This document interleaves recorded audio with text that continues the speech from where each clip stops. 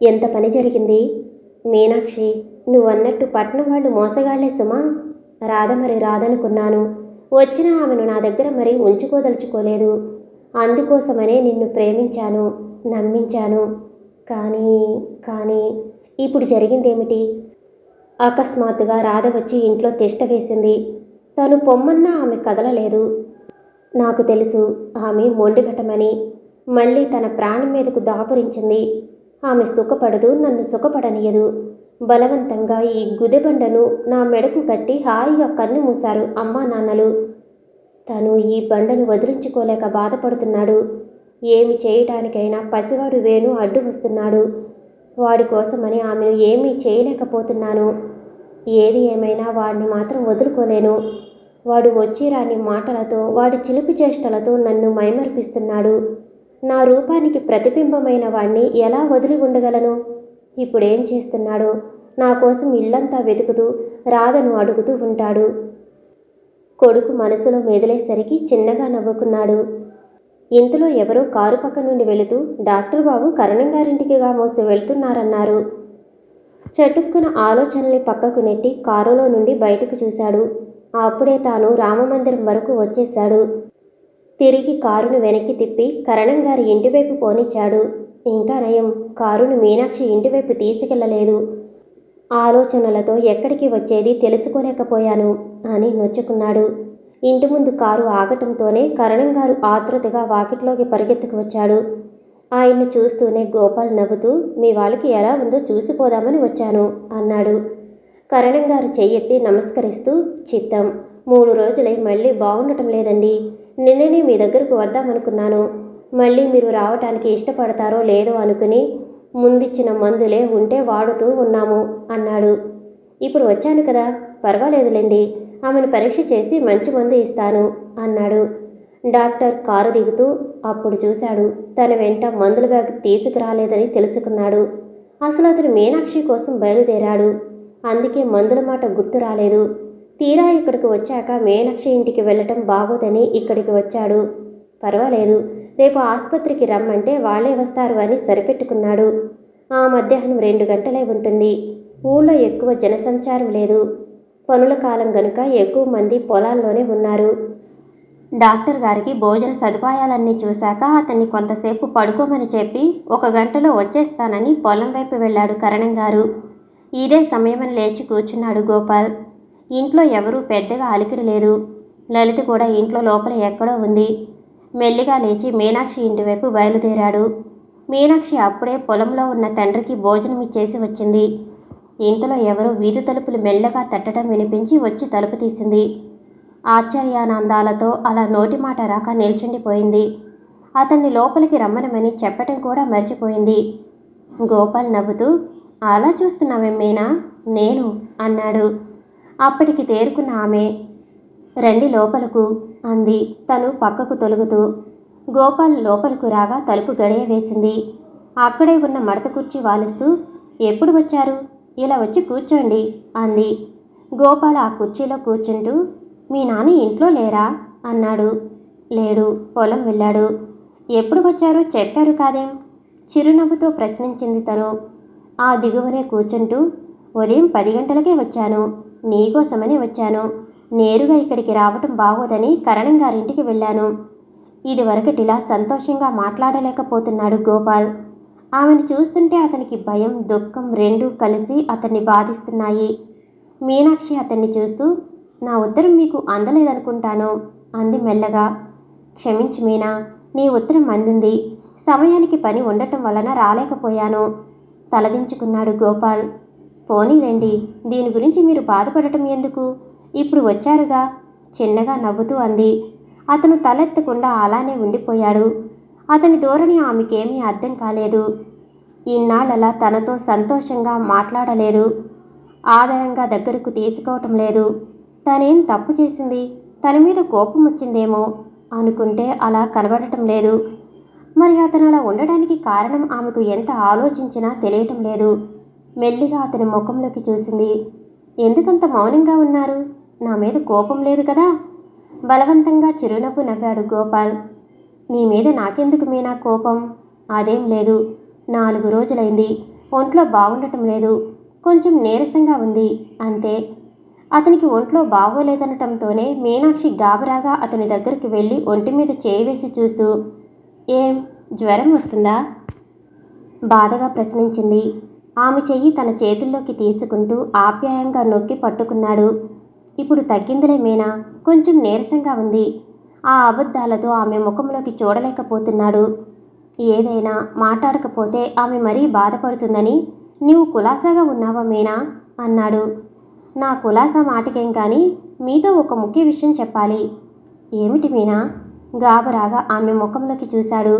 మీనాక్షి తలదించుకుంటూ, ఇంక మన వివాహం అట్టే ఆలస్యం చేయటానికి వీల్లేదు. ఎంత తొందరగా మనం ఈ అడ్డు తొలగించుకుంటే అంత మంచిది. ఒక్కసారి ఉలిక్కిపడ్డాడు గోపాల్. ఏం మీ నాన్న ఏదైనా సంబంధం చూస్తున్నారా అడగలేక అడిగాడు. అది కాదు, ఆమె సిగ్గుతో చెప్పలేకపోయింది.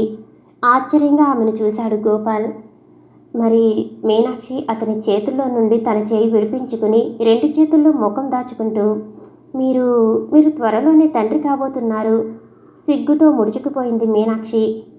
ఆ పక్కనే బాంబు పేలినట్టు అదిరిపడ్డాడు గోపాల్. అతనికి ఏం చేయటానికి తోచకుండా ఉంది. ఈ మాటకి సంతోషించాలో ఏడవాలో తెలియకుండా ఉంది. ఒక్క ఉదుటిన కుర్చీలోంచి లేచి అటు ఇటు పచార్లు చేయసాగాడు.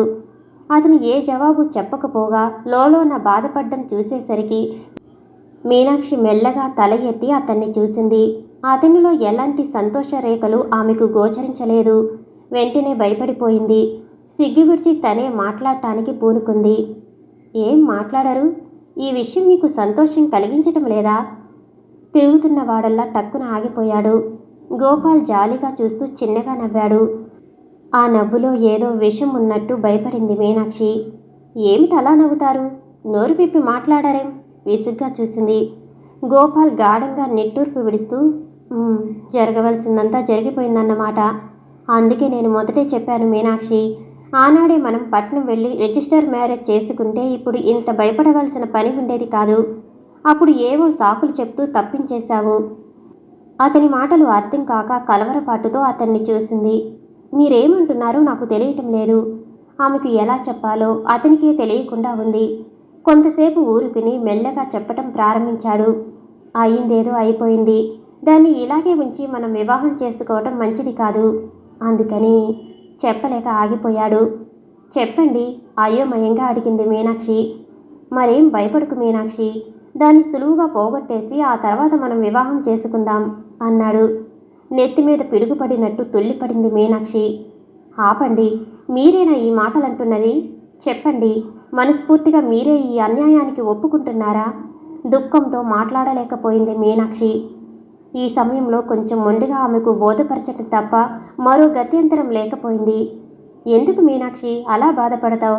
ఇందులో పెద్ద భయపడవలసిందేమీ లేదు. చిటికెలో అన్నీ అయిపోతాయి. ఇప్పుడే నిన్ను నాతో పట్నం తీసుకెళ్తాను. మన ఆసుపత్రిలోనే గుట్టుగా పని జరిగిపోతుంది. కోపంతోనూ దుఃఖంతోనూ ఒళ్ళు కంపరమెత్తగా 2 చేతులతో తన చెవులు మూసుకుంది మీనాక్షి. అబ్బా, ఎంత పాపపు ఆలోచన చేశారు! ఒకనాడు మీ ప్రేమాభిమానాలతో సంతోషముతో తేలిపోయిన నా హృదయాన్ని ఈనాడు మీరే ఇలా రంపపు కోత కోస్తున్నారా? నిజంగా మీ నోటి నుండే ఇలాంటి మాటలు వస్తున్నాయంటే నేను నమ్మలేకపోతున్నాను. నా మాట వినండి, ఇలాంటి అన్యాయానికి తలపెట్టకండి. ఏడుస్తూ అతని 2 చేతులు పట్టుకుని ప్రాధేయపడింది. అయినా గోపాల్ నిశ్చయం మారలేదు. ఇందులో పెద్ద తప్పేముంది? అలా బాధపడుతున్నావు మీనాక్షి? మనం ఈ పాపాన్ని మోసుగురి వెళ్ళి చేసుకుంటే ఆ విషయం నలుగురికి తెలిస్తే ఎంత అసహ్యం చేస్తారో నీకేం తెలుసు?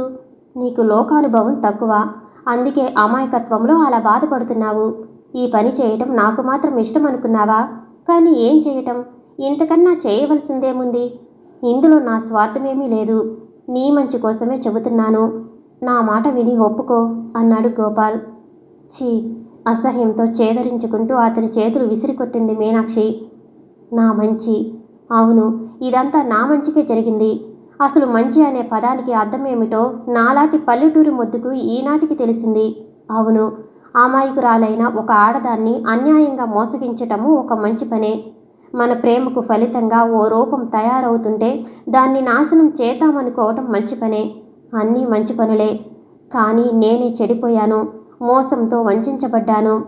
ఛీ, ఆడజన్మ ఎత్తటమే అపచారం, అందులో ఇలాంటి తప్పటడుగు వేయటం. అబ్బా, ఉన్నపాటునే కూలిపోయింది మీనాక్షి. మీనాక్షి, భయంతో గట్టిగా అరిచాడు గోపాల్. ఎందుకలా కేకలేస్తారు? నలుగురు పోగవటానికా?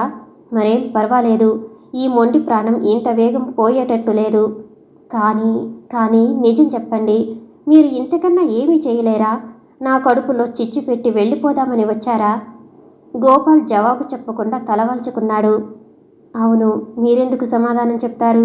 అన్యాయంగా మీ కోర్కెలకు, మీ విలాసాలకు నన్ను బలి చేశారు ఆనాడు. నా అనుమానాలన్నీ ఈనాడు నిజంగా చేసి పారేశారు. మిమ్మల్ని మనసారా నమ్మిన నన్ను నట్టేట్లో ముంచారు. నా బ్రతుకు గురించి నేను ఎన్నో ఆశలు పడ్డాను. నా ఆశలన్నీ అడుగంటిపోయాయి. ఈనాడు నా బ్రతుకు ఇలా బద్దలైపోయింది. అయ్యో, మిమ్మల్ని నిందిస్తున్నానేమిటి? ఈ తప్పంతా నాదే. నా కాళ్ళ సత్తువ నేను తెలుసుకోలేక దూరం పరిగెడదామనుకున్నాను. దానికి ఫలితం ఇప్పుడు అనుభవిస్తున్నాను. ఇందులో మిమ్మల్ని నిందించటం నాది పొరపాటు. ఇదే ఆఖరి నిర్ణయమైతే నేనా పనికి ఒప్పుకోలేను. ఆడదాన్నే పుట్టి కడుపుకోత భరించలేను. నేను చెప్పవలసింది నేను చెప్పాను. ఆ పైన నీ ఇష్టం. అంతకన్నా నేను చేయవలసిందేమీ లేదు అన్నాడు. కళ్ళంట నిప్పులు కక్కుతూ చూసింది మీనాక్షి. ఏమంటున్నారు? ఇంతకన్నా మీరు చేయవలసిందేమీ లేదు. ఇదేనా మిమ్మల్ని నమ్మినందుకు ఫలితం? అయితే సరే, వెళ్ళండి. నా త్రోవ నేను చూసుకుంటాను. ఇలాంటి నీచపు బ్రతుకు బ్రతికే కన్నా ఈ గుక్కెడు ప్రాణం విడిపించుకుంటే మంచిది. వెళ్ళండి డాక్టర్, వెళ్ళండి. గుండె ధైర్యమైంది మీనాక్షికి. మీనాక్షి, ఏమిటి వెర్రి? అంత ప్రాణత్యాగం చేసుకోవలసిన పనేమొచ్చిందని? ఇప్పుడు నాతో రా, తీసుకువెళ్ళటానికి నాకేం అభ్యంతరం లేదు. ఎందుకు? ఇంతవరకు చేసిన ఘనకార్యం చాలక ఇంకా నన్ను ఈ మాత్రం పరువుతో వదిలేశానని చింతిస్తున్నారా? మీ చదువుకున్న చాతుర్యానంతటిని చూపించి నన్ను నాశనం చేసేశారు. ఇంకా ఏం మిగిలిపోయిందని నన్ను రమ్మంటున్నారు? మీనాక్షి, ఊరుకుంటున్న కొలది నీ మాటలు శృతిమించిపోతున్నాయి. ఎవరితో మాట్లాడుతున్నావో తెలుసా? కోపంతో ఊగిపోయాడు గోపాల్. తెలుసు, బాగా తెలుసు డాక్టర్. తన కోర్కెలకు, ఆనందాలకు భార్యాబిడ్డలు ఉండి కూడా అమాయకురాలైన ఒక పల్లి పడుచును తన నీచపు కోర్కె తీర్చుకోవటం కోసం మోసగించి మాయ మాటలు చెప్పి ఆమెను అందలం ఎక్కించి అంతలోనే అధోగతి పాలు చేసిన ఒక ద్రోహితో మాట్లాడుతున్నాను. పూర్తిగా తెలుసుకున్నాను. డాక్టర్ నిల్చున్న పాటునే చలించిపోయాడు. డాక్టర్ గోపాల్, ఎవరు చెప్పారు నీకు ఇవన్నీను అన్నాడు కోపంగా. వెటకారంగా నవ్వింది మీనాక్షి. డాక్టర్ గారు, పిల్లి కళ్ళు మూసుకుని పాలు తాగితే లోకమంతా చీకటి అవుతుందా? అది దాని భ్రమే.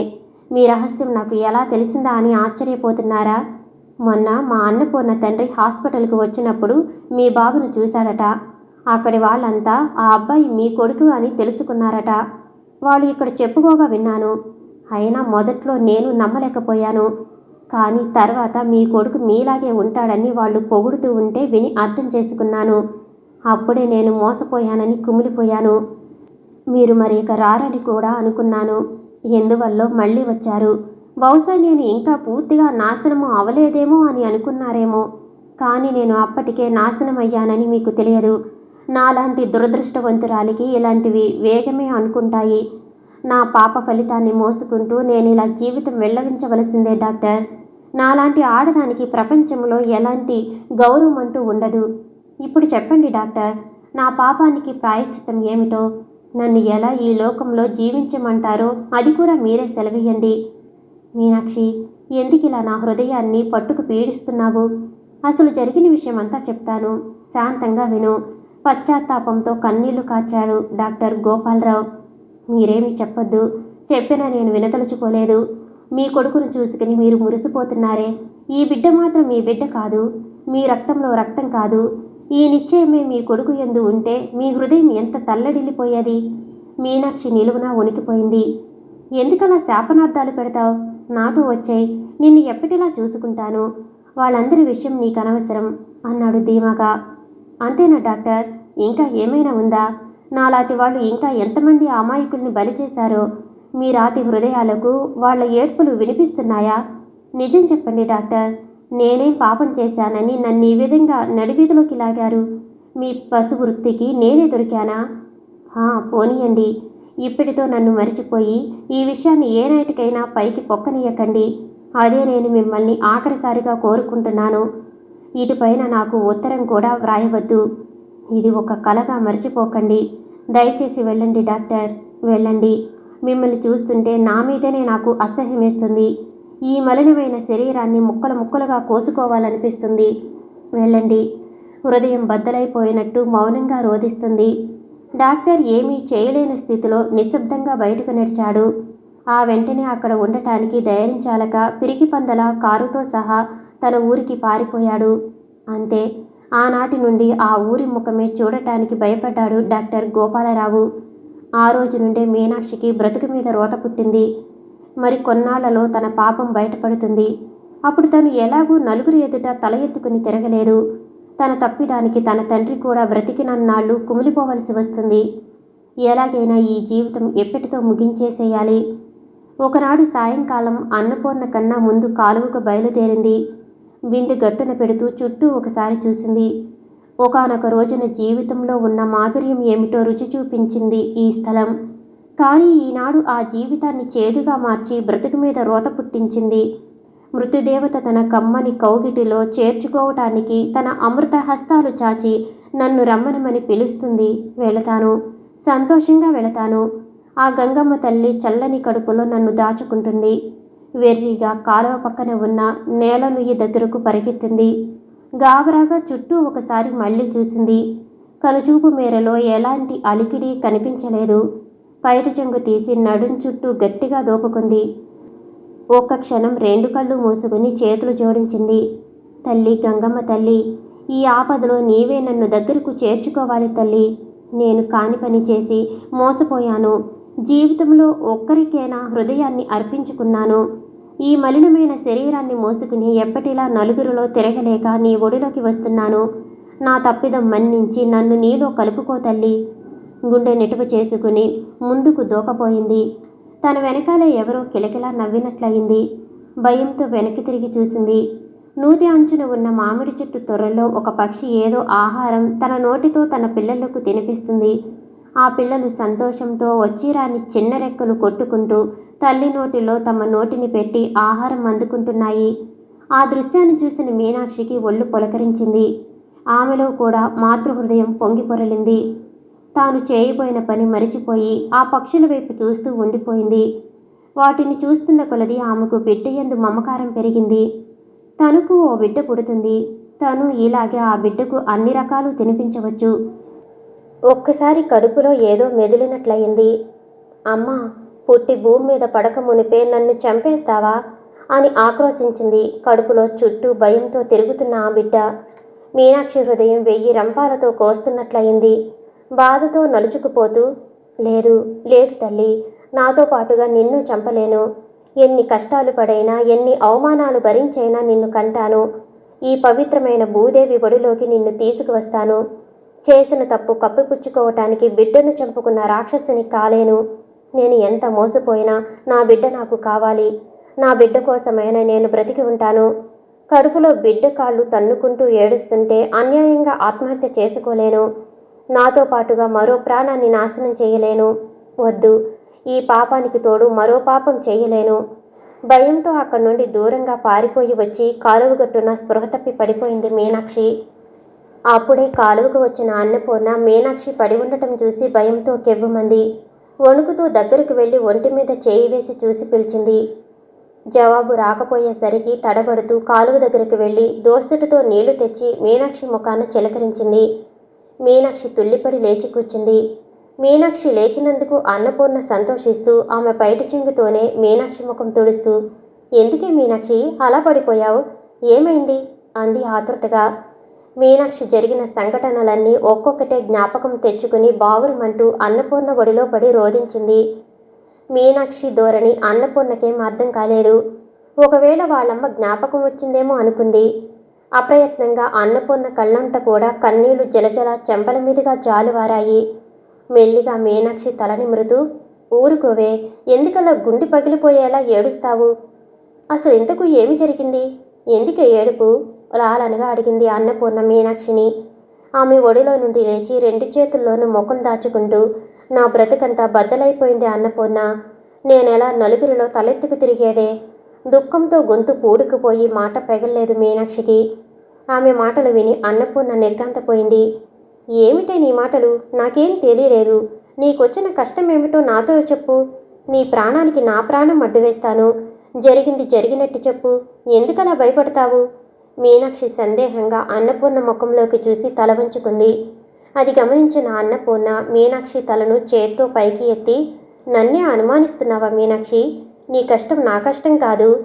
ఇంతవరకు ఒక తల్లి పిల్లల్లాగా మసులుకు వచ్చామే. మన ఇద్దరిలోనూ రహస్యం అంటూ లేదే. ఇప్పుడేమొచ్చిందని నన్ను అనుమానిస్తున్నావు? రుద్ధకంఠంతో అడిగింది అన్నపూర్ణ. ఎందుకే అన్నపూర్ణ అలా నిష్ఠూరంగా మాట్లాడతావు?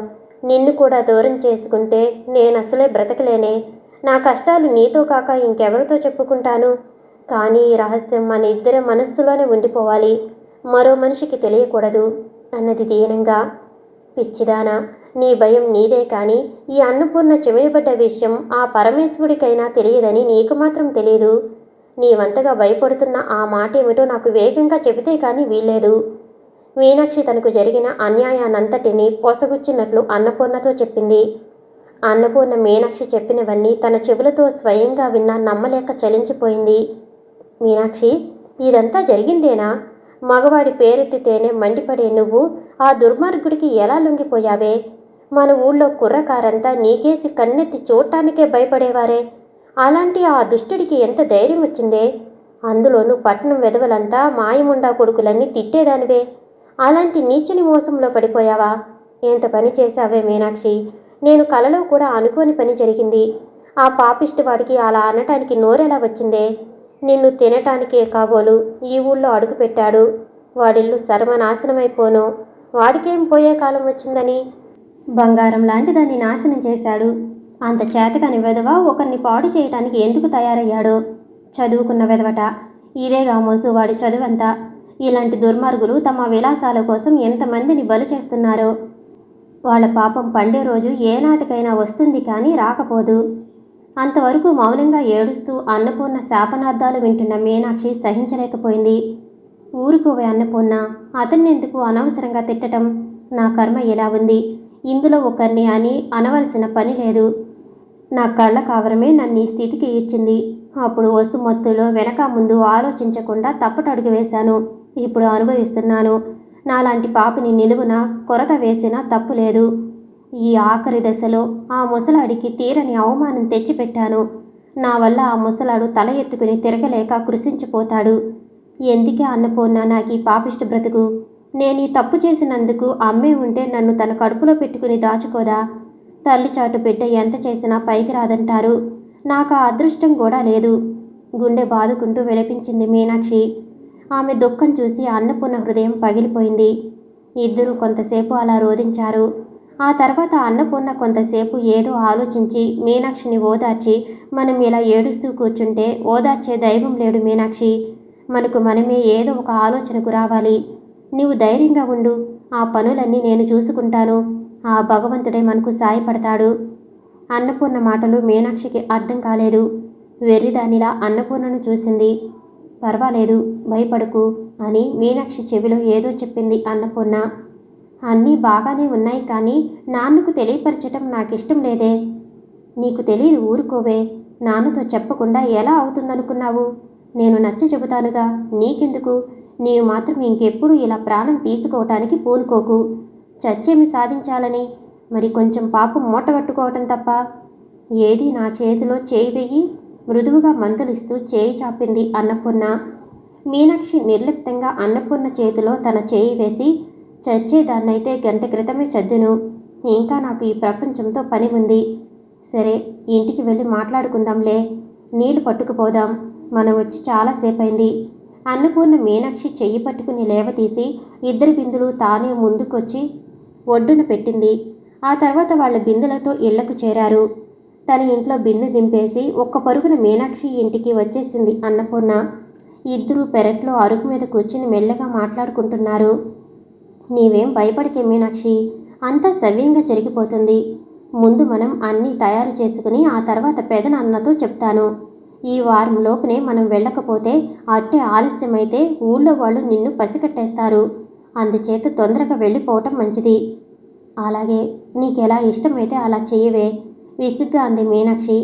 ఆ తర్వాత ఇద్దరూ కొంతసేపు ఏవేవో నిశ్చయించుకుని లేచారు. కూతురు ఎప్పుడూ మౌనంగా అదోలా ఉండటం చూసి రామనాథం, ఏం తల్లి అలా ఉంటున్నావు, ఒంట్లో బాగాలేదా అన్నాడు. ఏం లేదు నాన్న, బాగానే ఉంది అని తప్పించుకుంది మీనాక్షి. డాక్టర్ తనను ఎంత మోసం చేసినా, ఈ జీవితంలో అతడే భర్త, తండ్రికి అన్ని విషయాలు తెలియపరిచినా దీనికంతటికీ కారకుడు ఫలానా అని తండ్రితో చెప్పకూడదు. అలా చెప్పితే అసలే తన తండ్రికి పౌరుషం, కోపం ఎక్కువ. దీనివల్ల డాక్టర్కి హాని కలగవచ్చు. అది తను సహించలేదు. తన భర్త తనకు అన్యాయం చేసినా అతనంటే తనకు ప్రేమాభిమానాలు లేకపోలేదు. ఏ స్త్రీ అయినా తన భర్త దుర్మార్గుడని తెలిసినా శిక్షించలేదు. ఎక్కడైనా అతను సంతోషంగా ఉండటమే ఆమె కావాల్సింది. 2 రోజుల క్రితం అతని దగ్గర నుండి ఏదో ఉత్తరం కూడా వచ్చింది. కానీ తను కోపంతో ఆ ఉత్తరం చదవకుండా మండుతున్న పొయ్యిలో పడేసింది. ఒకప్పుడు అలాంటి ఉత్తరాలు రాస్తే ఆనందంతో చదువుకుని మురిసిపోయేది. ఈనాడు అలా చదువుకోలేకపోయింది. ఎందుకనో ఆ ఉత్తరం పొయ్యిలో పడి కాలిపోతుంటే కళ్ళల్లో నీళ్లు తిరిగాయి. ఆహా, జీవితంలో అనుకోని అవమానాల పాలయ్యాను అని మౌనంగా రోధించింది. ఇప్పుడు రాత్రిళ్ళు అన్నపూర్ణ మీనాక్షి దగ్గరే పడుకుంటుంది. అనుక్షణము ఆమె ఏమి హాని తలపెట్టుకుంటుందో అని భయపడి ఆమెను అంటుకు తిరుగుతూ ఉంది. ఆనాడు రాత్రి భోజనాలయ్యాక ఎవరి మంచాల మీదకి వారు చేరారు. మీనాక్షి, అన్నపూర్ణ ఒక మంచం మీద పడుకున్నారు. సమయం చూసి అన్నపూర్ణ మీనాక్షి విషయం రామనాథంతో చెప్పింది. ఒకసారి రామనాథం నిలువెల్లా కంపించిపోయి నోటమాట రాక నిలుగుట్లు వేశాడు. అది చూసిన అన్నపూర్ణ మెల్లిగా అతనికి బోధపరచాలనుకుంది. ఏం చేస్తాం పెదనాన్న, ఆడదాని బ్రతికే అంతా, నమ్మినవాడు నట్టెట్లో ముంచాడు. కత్తిలాంటి మీనాక్షి మోసపోయిందంటే ఇంకా తత్తిమ ఆడవాళ్ళు ఎంత అన్యాయానికి గురి అయిపోతారో ఆలోచించవేం. ఈ సమయంలో దానికి మనమే అన్ని రకాలుగా ధైర్యం చెబుతూ పని సాలుకోనమయ్యేటట్టు చూడాలి. అంతేకాని లేనిపోని ఉద్రేకాలకు లోనయ్యి గుట్టు బయట పెట్టుకోకూడదు. ఈ విషయంలో నీవు దాన్నేం అడక్కు. అసలే అది సగం చచ్చి ఉంది. నీ ఎదుట పట్టడానికి సిగ్గుపడిపోతూ ఉంది. ఆ దుర్మార్గుడు దాని జీవితం నాశనం చేసి పారిపోయాడు. అంతవరకు కుళ్ళిపోతున్న రామనాథం పౌరుషంగా లేచి కూర్చున్నాడు. కోపంతో వణికిపోతున్నాడు. ఎవడమ్మా చండాలుడు, చెప్పు, వాణ్ణిప్పుడు నరికి పాతేస్తాను. రౌద్రంగా కేకలేసి పిడికిలి బిగించాడు. అన్నపూర్ణ లేచి రామనాథం దగ్గరకు వెళ్ళి కూర్చుని, శాంతించు పెదనాన్న, ఊరికే కోపం పనికిరాదు. వాడెవడో ఇక్కడి నుండి పారిపోయాక వాడి విషయం తెలుసుకోవడం అనవసరమే. వాడి సంగతి వదిలేసి ఇప్పుడు జరగబోయే దాన్ని గురించి ఆలోచించు. ఇలాంటి సమయాల్లో కోపాలు పనికిరావు. అలాగైతే దాన్ని అన్యాయంగా మనమే చంపిన వాళ్ళమవుతాము. చిన్నదాన్ని నా మాట తోసేయకు పెదనాన్న, కన్నీరు కారుస్తూ అంది అన్నపూర్ణ. రామనాథం కోపమంతా దుఃఖంలోకి మారిపోయింది. అతని కన్నీళ్లు కట్టలు తెంచుకుంటూ ప్రవహించాయి. అన్నపూర్ణ 2 చేతులు పట్టుకుని, అమ్మా అన్నపూర్ణ, భగవంతుడు ఎందుకమ్మా మమ్మల్ని ఇలా శిక్షించాడు? ఎన్నడూ ఒకరికి హాని చేయటం ఎరుగనే నా కూతురికి ఇదా శిక్ష? నేనెందుకా ఇంకా ఈ భూమి మీద ఉండిపోయాను? ఇప్పుడైనా తల పగిలి చచ్చిపోతే బావుండును అంటూ మంచం కోడికి తల బాదుకుంటున్నాడు రామనాథం. అన్నపూర్ణ అతన్ని వారిస్తూ, పెదనాన్న, ఏమిటి వెర్రి? అన్నీ తెలిసిన పెద్దవాడువు, నీవే ఇలా దుఃఖిస్తే చూడు, ఆ అమాయకురాలు మీనాక్షి ఎలా మంచంలో పడి కుళ్ళిపోతుందో చూడు పెదనాన్న, చూడు. నిండు బ్రతుకును బద్దలు చేసుకుని నీకోసమే బ్రతికి ఉంది. రామనాథం ఒక్క గంతులో కూతురు దగ్గరకు పరిగెత్తాడు. అమ్మ మీనాక్షి, తండ్రి కూతురు గాఢంగా కౌగిలించుకున్నారు దుఃఖిస్తూ. అన్నపూర్ణ ఆ తండ్రి కూతుళ్ల దుఃఖం చూడలేకపోయింది. మెల్లిగా వాళ్ళిద్దరినీ విడదీసి ఊరడింప చేసింది. ఓ గంట గాని ఎవరూ తేరుకోలేకపోయారు. కొంత స్థిమితపడ్డాక మెల్లిగా రోధిస్తూ దిక్కుతోచక కొట్టుకుంటున్న రామనాథంతో అన్నపూర్ణ తన ప్లానంతా చెప్పింది. అది విన్న రామనాథం కలవరపడ్డాడు. అమ్మా అన్నపూర్ణ, ఇది అంత తేలిగ్గా అయ్యే పని కాదమ్మా. నీకు తెలియదు పెదనాన్న, హైదరాబాదులో నాకు తెలిసిన వాళ్ళు ఒకరున్నారు. వాళ్ళ ఇంటికి వెళ్ళిపోయామంటే ఈ 4 నెలలు అక్కడ గడిపి వేరే ఆసుపత్రిలో పురుడు పోయించేస్తాము. అక్కడికి వెళితే మనకు అంత బాధ ఉండదు. ఆ ఊరు మనకు కొత్త కనుక అలా భయపడుతున్నావు. కానీ డబ్బు ఎక్కువగా ఖర్చు అవుతుంది అంతే. డబ్బు కోసం కాదు తల్లి, పాడు డబ్బు ఎంతైనా ఖర్చు పెడతాను. అంత దూరమా అని ఆలోచన. దూరానికి ఏముంది పెదనాన్న, మనమేం నడిచి వెళ్ళాలా ఏమిటి? మరి పని గుట్టిగా జరగాలంటే అంత దూరం వెళ్ళక తప్పదు. మరి నీవు ఆటంక చేయకు, నా మాట విను, ఓర్పుతో అతనికి బోధపరిచింది అన్నపూర్ణ. సరే, నీ ఇష్టమే కానివ్వమ్మా అన్నాడు రామనాథం. తుదకు చేసేదేమీ లేక ఆ రాత్రి ముగ్గురు నిద్రపోలేదు. ఎడతెగని ఆలోచనలతో గడిపేశారు. ఒకనాడు రామనాథం కూతురుతో సహా తీర్థయాత్రలకు వెళుతున్నట్టు ఊళ్ళో అందరికీ చెప్పి బయలుదేరాడు. అన్నపూర్ణ కూడా వాళ్లతో ప్రయాణమైంది. ఒకరోజు సాయంకాలం రామమందిరంలో పెద్దలందరూ కూర్చుని ముచ్చటిస్తున్న సమయంలో కరణంగారన్నారు, మనందరిలోకి రామనాథమే అదృష్టవంతుడు. ఇంత డబ్బున్నా నేను కూడా కనీసం తిరుపతి అయినా వెళ్ళలేకపోయాను. అలాంటిది మన రామనాథం తెగించి అన్ని యాత్రలు చేసుకురావటానికి వెళ్ళాడు. కన్ను కాలు ఉన్నప్పుడే అన్ని చూసుకురమ్మని మన పెద్దలు అనేవారు. ఏ బాధరాబందీ లేకుండా ఉన్నాడు. హాయిగా వెళ్ళి చూసి వస్తాడు. నిజమే బాబు, డబ్బున్న వాళ్ళు ఎప్పుడూ తెగించలేరు. అయినా రామనాథానికి ఎప్పుడూ దేవుడి యందు భక్తే. తెల్లారి లేచి ఒళ్ళు కడుక్కొని ఆ భగవంతునికి దండం పెట్టుకుందే ఏమీ నోట్లో వేయడు. చాలా రోజులుండి వెళ్ళాలనుకుంటున్నాడు. మరి పిల్లదానికి పెళ్ళి అయిపోతే ఒక్కడు తిరిగి రావటం కష్టమే. అందుకే ఇప్పుడే కూతుర్ని సాయం తీసుకుని వెళ్ళిపోయాడు. సుబ్బయ్య తన అభిప్రాయాన్ని తెలిపాడు. పోనీలేబోయ్, మన ఊరు మొత్తం మీద ఒకడు వెళ్ళి వస్తే తక్కిన వాళ్ళకి కొంత తెగింపైనా కలుగుతుంది అన్నాడు మరో పెద్ద రాఘవయ్య. అంతటితో ఆ చర్చ ముగించి రాజకీయ వార్తల్లోకి వెళ్లారు వాళ్ళు.